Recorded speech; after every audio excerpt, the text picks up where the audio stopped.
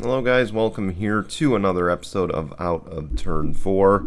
Coming up, we're going to discuss the IndyCar race at Gateway. We're also going to talk NASCAR playoffs, the Cup Series now into the playoffs. So I'll tell you who made it, who didn't. We'll also make our playoff predictions. We'll have some more silly season news. On the IndyCar side, of course, because really nothing big on the NASCAR side just yet.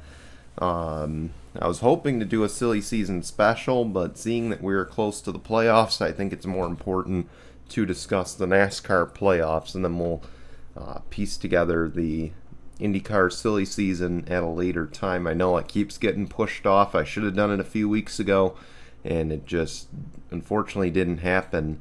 But let's begin with IndyCar at Gateway. Of course, Scott Dixon, he goes on to get his second win back-to-back, by the way, by winning at Gateway. This ends Newgarden's championship hopes. Of course, he smacked the wall toward the end of the race. And Scott Dixon just once again, him and Mike Hull out-strategy everybody and get the win.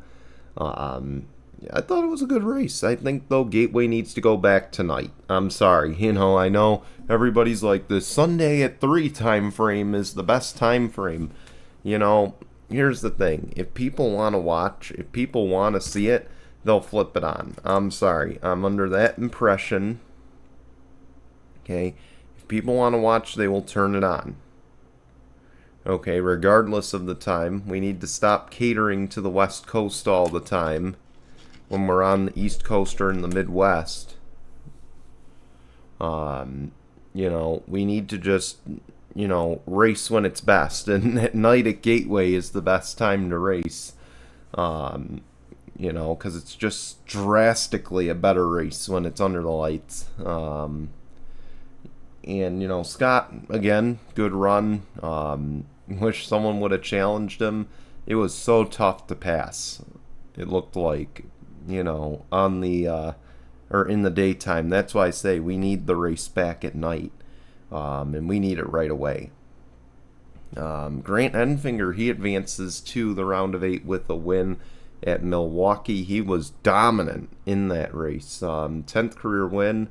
Thought it was a good race other than, the fact Grant Enfinger dominated it.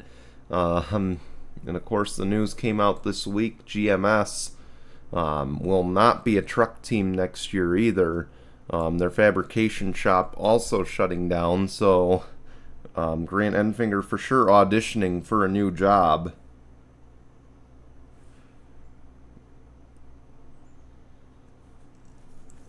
He's for sure auditioning for a new job because next year he's not going to have a ride. So glad to see him do well. Glad to see him get a win. And we'll see if he can continue that into the round of 8. Of course, Kansas is the next race. He won at Kansas earlier this year, so I imagine he should be a favorite going into that race. We'll see what happens. Justin Allgaier, man, 5th closest finish, I believe, in series history, and he wins at Daytona. It's his second win of the year, his 21st career win. Junior Motorsports is heating up as the playoffs approach because, of course, we know Sam Mayer's come onto the scene on the road courses. Justin Allgaier coming onto the scene really since mid-season. It's his second win, I get it.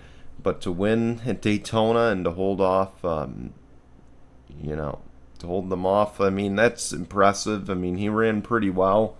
So, congrats to Justin. I thought this was a good race. Not much else to say about it. I flipped on the race toward the end, but good race. Not much else I can say about it. Christopher Buescher, he continues that hot streak really since mid-season with his Daytona win. It's his 5th career win. And because he is not a new winner and Ty Gibbs crashed out, which I am applauding, That locks Bubba Wallace into the NASCAR playoffs. So that means both Chase Elliott and Alex Bowman miss the playoffs. Once again, just the fact we didn't allow Grandpa's boy to get into the playoffs is just remarkable to me, because he doesn't deserve to be in the playoffs, let alone the Cup Series, But congrats to Bubba. I know that team has worked so hard this season to get to where they're at, and I couldn't be happier for him. I really couldn't. And, Kansas is on this round. Talladega's on the next round. He has a chance to play spoiler, because those are two tracks he's really good at. So, fingers crossed. We'll see what happens. And, just to shut up the damn haters, I'm glad he could do that. And can't wait to see what he does in the playoffs. We got to talk about this, by the way. Ryan Preece, of course, scary flip. Looks like something we haven't seen since the 90s in NASCAR. And Preece, of course, was sent to the hospital. He has been released since. We don't know if he's going to be racing this weekend or not, but I know many people have taken to X and have voiced their concerns about superspeedway racing going forward. Should we reconsider it? I don't think so. Look, safety innovations have come a long way, and to say we should get rid of Daytona, Talladega, Daytona and Talladega, I'm sorry, you know what? They're staples on the schedule. They always do well in ticket sales. Should we be saying then because, Robert Wickens crashed and got injured, should we be saying we shouldn't be running the Indy 500 either? Should we just flip it to the road course and call it the Indy 500K? Again, people need to just get a grip and realize, look, safety innovations have come quite a long way since, Dale Earnhardt. We haven't had a fatality since then. Okay, we haven't had a fatality since Dale Earnhardt in NASCAR. Okay, yes, the next gen, I'm not going to lie, is a little bit of a step back, but we've been fortunate. Okay, Ryan Preece got up and walked away, or walked out of the car, even though he was stretchered out. He got up and walked out of the car.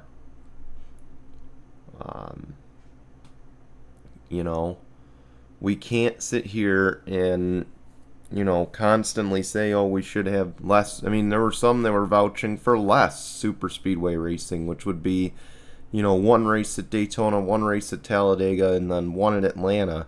And sorry, I don't even agree with that one. I think, Daytona and Talladega should keep both race dates as is. If we're going to take one away, it should be Talladega.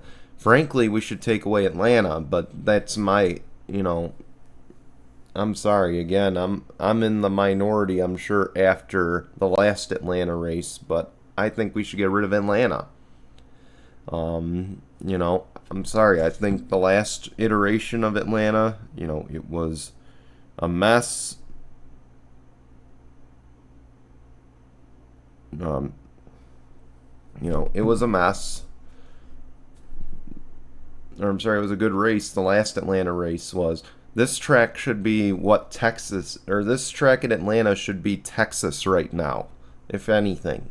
That's my argument there. And that's all I can say about it. If we're going to cut down any draft-dependent track, it should be Atlanta. And if we're going to, cut any, Daytona, Talladega race, it should be the last Talladega race. And then push Daytona into the playoffs. That would be my honest opinion on it. If we're going to cut anything down, but I don't think we should cut anything other than Atlanta. Take it or leave it. That's my option. Or that's my opinion on it. So... glad Ryan Preece is okay. Hopefully he'll be racing this weekend. And we'll just keep an eye on this story, and if anything happens, follow me on Twitter at Tinkle_BHummel, and you'll find our you'll find my X page there, and I'll keep you up to date. Marcus Ericsson has been confirmed at Andretti for 2024. It is not revealed what car he will drive, but I know some sources have said the 29. Now others are saying the 28 to replace Grosjean. We know Devlin is out, so is there a chance? I've heard Malukas' name floated around at Andretti. Could it be David Malukas in one of the rides? We don't know. And, for Ericsson, I know his discontent at Andretti. I know he was very unhappy that he had to continue bringing sponsorship. And he shouldn't have to. He's an Indy 500 winner. And assuming that Palou is gone after this lawsuit, we don't know. Excuse me. He shouldn't have to be the pay driver. He is, frankly, if Palou leaves, the number 2 driver on this team. So I just don't get why he needs to bring funding when he's the number 2 driver. Now he goes to a team that has boatloads of money in Andretti, clearly, because they're trying to get into Formula One. They've already kind of forayed into NASCAR with Gainbridge and Spire. At least everyone keeps saying they did. I don't know for sure. But, they're trying to venture out of just IndyCar. And, again, I feel like this is kind of a step back for Marcus Ericsson. I feel like this is a real step back and not really a step forward for him, because Andretti, they haven't won a championship since Ryan Hunter-Reay's back, I believe, in 2014 or 2013, one of those two. This team hasn't won anything since then. They've been kind of, in a, Ganassi, Penske top 2. They've been about 4th, They've been in a battle for 3rd with McLaren all season. So I feel like this is a step down for Ericsson. And if he's in that 29 ride, I feel like it's a big step down. What more can I say about it? I feel like, if he stays at Andretti, if he stays at Ganassi, he's a champion. He's leaving Ganassi. And very well, he could have been a 2-time Indy 500 winner after this year. I feel like, this is a step down for Marcus Ericsson. I hope it works out for him. I don't see him, Kirkwood's won 2 races, so I feel like he's going to win races. As far as championships, as far as Indy 500s, I just don't know. Because Andretti really hasn't been as good as Penske or Ganassi at the Indy 500.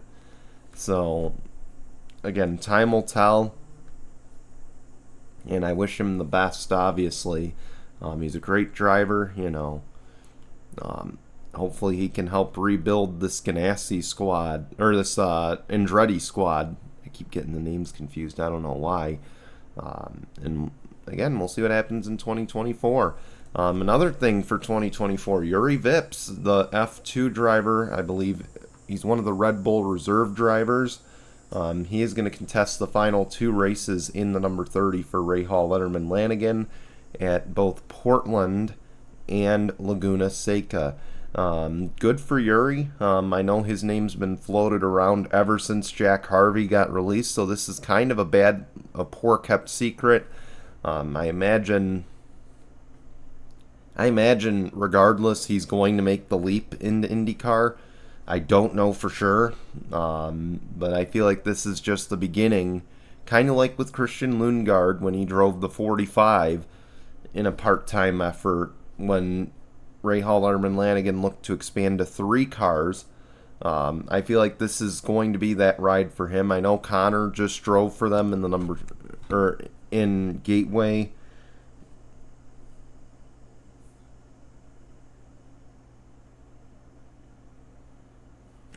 I know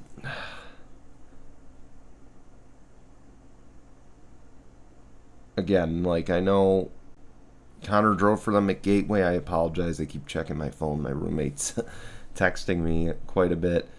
But,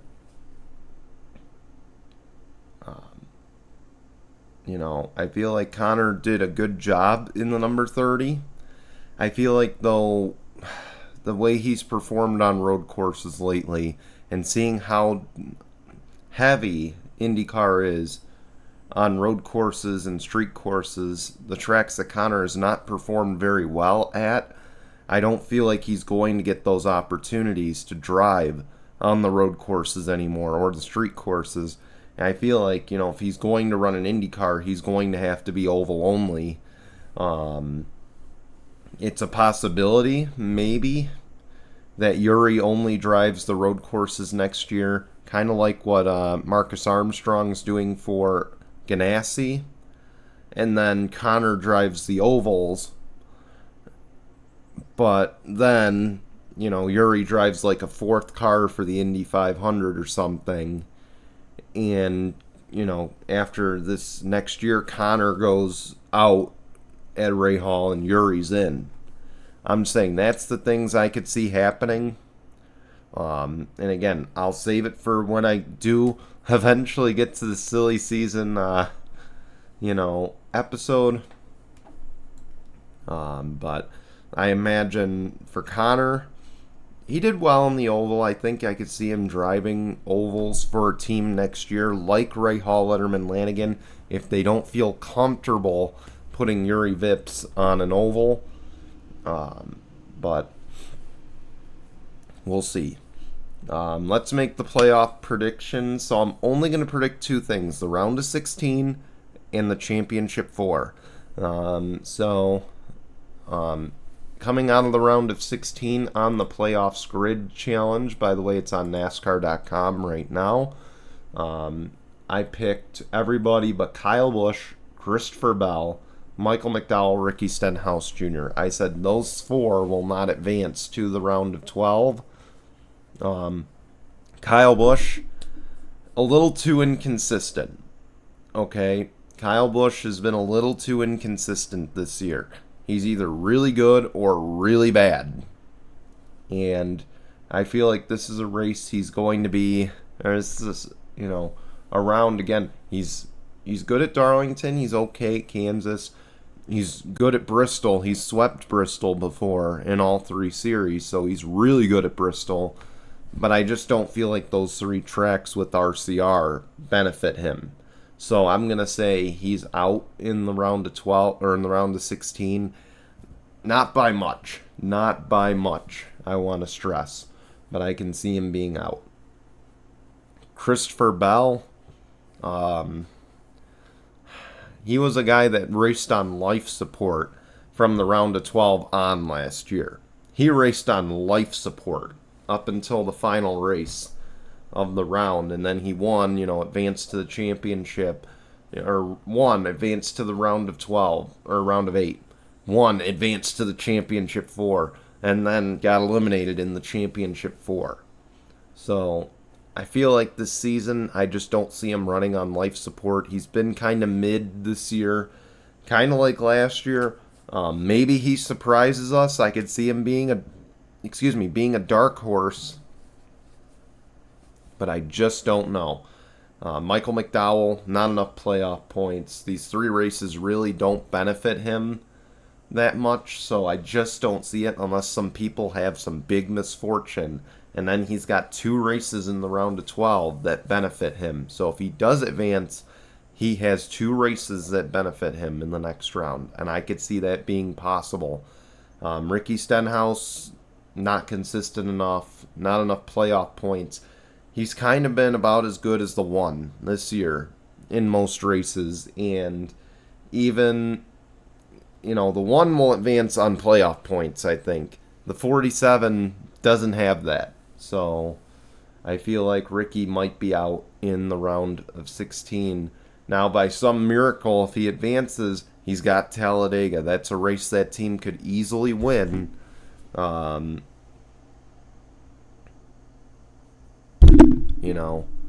And I could see that being a possibility. As far as the championship 4, man, this was a hard one. Again, there's 10 teams in the playoffs, the most ever. So parity is a good thing, regardless of what Denny Hamlin has to say about it. I think, on playoff points alone, William Byron, Martin Truex, they're in. No matter what, those two are in unless they find a way to royally screw it up in the round of 8 or we get a surprise winner. So I'm automatically locking those two in. I'm going to shock a lot of people. I'm saying Christopher Buescher. I'm saying Chris Buescher gets into the championship 4. This team is on a roll at the right time of the season. Okay? They seem to be winning. When they're good, both cars are good. I wouldn't even rule out Brad Keselowski getting a win in the round of 16 or round of 12. He could pull a Denny Hamlin. Denny Hamlin had a season where he didn't win until the playoffs.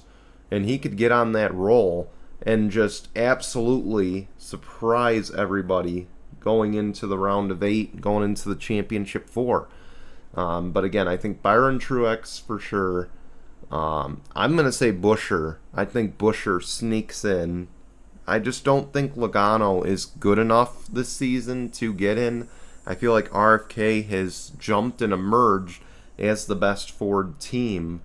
So that's also the other reason I'm saying they'll get in. And the last spot's been a toss-up between Denny Hamlin and Kyle Larson. I feel like Kyle Larson's been inconsistent. However, in the eyes of old Kyle Larson, I feel like he still thinks he owes Denny Hamlin one. And by the way, he's got 2 teammates that aren't in the playoffs. And he knows William Byron is more than likely a lock. So I think he's going to feel like, okay, it's game on now because I got 2 teammates that can help me. And I owe you one. I feel like he's going to wait until that round of 8 and maybe give a little bit of payback to the driver of that number 11. He might wait till Martinsville to do it if Hamlin doesn't win Vegas or Miami.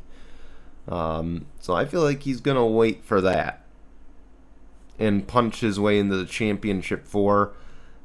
However, again, he's got to be consistent in the round of 16 and round of 12. He could very well in either of those rounds, if he's struggling and Hamlin's not locked in and Hamlin's in trouble, he could be like, I'm not advancing, I'm taking you with me. I'm not saying that's going to happen, but I feel like we're going to see some payback when it matters. That's just my opinion. I think we're going to see payback when it matters. But again, time will tell. But those are my predictions. I had to put Larson in because I had to pick one. But let's be fair. I do think Denny can get in as well with his 11 team. IndyCar at Portland. I must apologize. I completely forgot to pick IndyCar at Gateway last weekend. My favorite oval race. I had Joseph Newgarden down though. Let's be fair. I'm saying this in total honesty. You could be like, sure you did. No, I had him down. I blanked out when it came to pick time. And I don't think I picked IndyCar at Gateway. I'll have to roll the replay to be sure. But I'm almost positive I didn't. So Alex Palou, he's my pick this weekend. I think he locks up the title this weekend at Portland, which means that Laguna Seca will be absolutely pointless, other than for everybody to race for one final win. So Alex Palou, he's my winner. Xfinity at Darlington. I think Denny Hamlin's in the 19. He usually does run the 19 at Darlington. I don't know if it's Ty Gibbs or not. I don't know who else it could be. Trevor Bayne's on the entry list right now. I've been trying to find, information, but I haven't found anything. So I'm just gonna assume that he's not running it, and that's why I'm picking Kyle Larson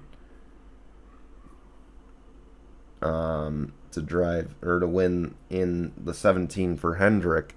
Cup Series at Darlington. I'm going with the hot hand, Chris Buescher. I think he gets his 4th win of the year. He's going to advance to the round of 12 with no problem whatsoever. That is my pick to win. So, and those are my picks for the weekend. I want to thank you guys for watching. Tune in to Sunday Morning Tinkle this Sunday. We'll, of course, discuss NFL cuts. We're going to discuss some baseball, I'm sure, some, probably a lot of football. So stay tuned for that. And, of course, next Wednesday on September 6th, I believe it is. Yeah, September 6th, 8 p.m. Eastern, we will have our NFL season preview. I'll remind you guys again next week about it. Jason and I will be on doing our season preview, picking the division standing orders, picking, the playoffs, and of course, picking who goes to Super Bowl 58 this year. So stay tuned. That is all coming your way next Wednesday at 8 p.m. Eastern. It'll be on YouTube, here on YouTube. It'll be over on Facebook Watch as well. And then it'll be on our audio platforms under the Sunday Morning Tinkle podcast page there. So stay tuned. That's all coming your way. But we'll see you on Sunday. Otherwise, I'll see you right back here next Tuesday for another edition of Out of Turn 4. Till then, goodbye, everyone.